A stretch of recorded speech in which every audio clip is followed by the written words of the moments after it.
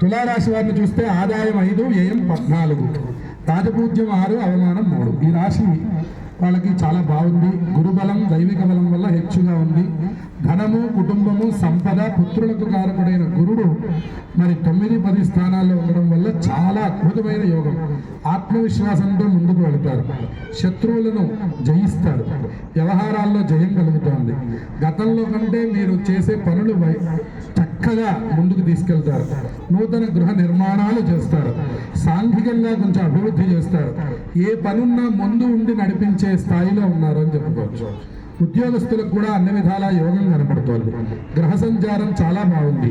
ప్రమోషన్లతో కూడినటువంటి బదిలీలు వచ్చే అవకాశాలు ఉన్నాయి. రాజకీయ నాయకులకు కూడా మహోన్నతమైన కాలం. అలాగే గురుబలం వల్ల మంచి యోగదాయకం. టీవీ, సినిమా రంగాల్లో ఉన్న వాళ్ళకు కూడా చాలా బాగుంది.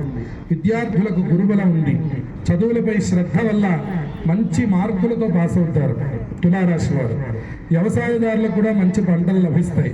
స్త్రీలకు కూడా గ్రహబలం బాగుండడం వల్ల మీ మాటకు ఎదురుండదు. మరి భార్యాభర్తల మధ్య సరైన అవగాహన, ఆనందకరం, ఆభరణాలు ధరించడం, కొత్త వస్తువులు కొనుగోలు చేయడం, చక్కనైనటువంటి వాతావరణం కనబడుతుంది. ఈ రాశి వారి యొక్క శక్తి సామర్థ్యాలు మరింత పెరగబోతున్నాయి. కానీ నరఘోష మాత్రం అధికంగా ఉంది తులారాశి వారికి అని చెప్పవచ్చు. కాబట్టి ఈ రాశి వారు కూడా మంగళవార నియమాలు పాటించాలి. పంచమంలో ఉన్న రాహు కొద్దిగా సంతానానికి ఇబ్బంది కలిగిస్తాడు.